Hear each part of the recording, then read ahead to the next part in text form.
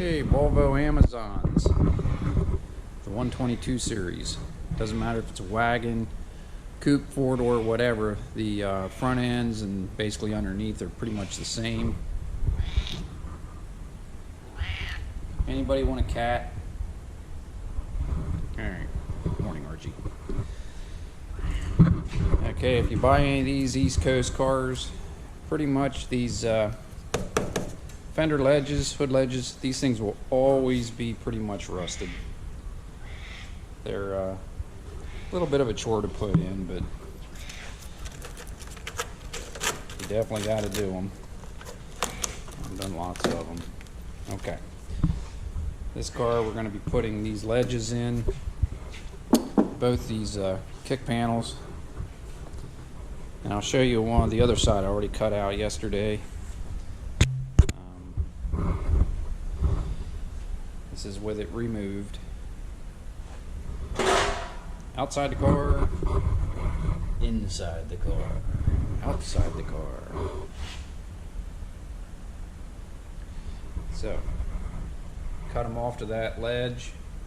Normally you don't have to do these, you just have to patch a little bit of the bottom, but I'm going to put the complete ones in this car. And there's that piece.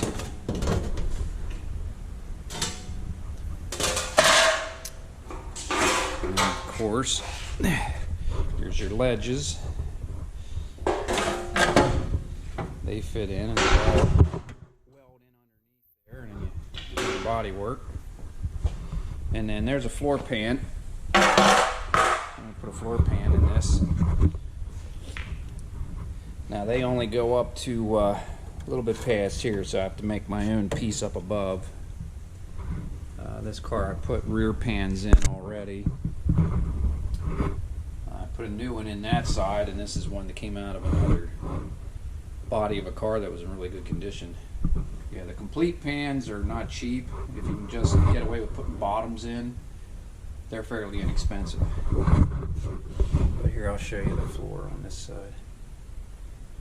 But rockers and everything, I mean, inner rockers are really good on these cars usually. This one I had to put a rocker panel on because this car was a earlier car, non-galvanized rocker panels.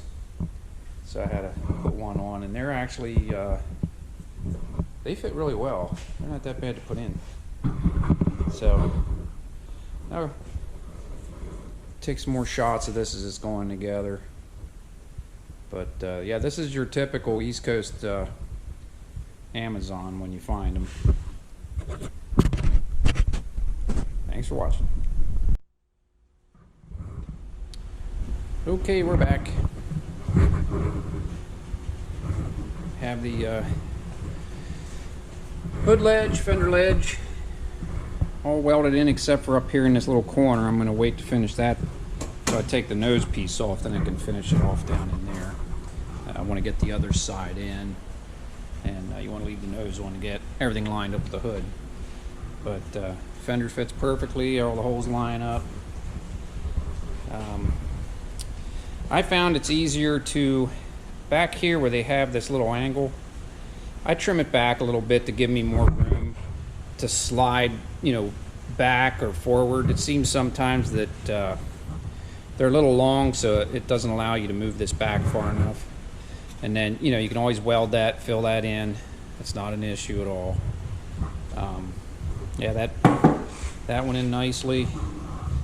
They're a little short down here, so you got to add a piece for your, you know, for your hole for the bottom of your fender. They're just a hair short there. But yeah, it went on real well. And you weld them all the way along there, and then you grind them. And then when you do your filler work, it's very little bit of filler work you got to do to just, you know, even that out.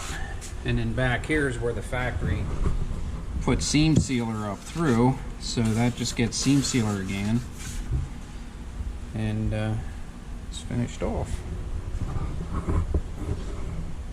Just to show you again, what you start with is this.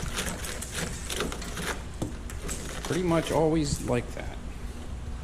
Very few cars ever come through here that isn't all rotted out along there.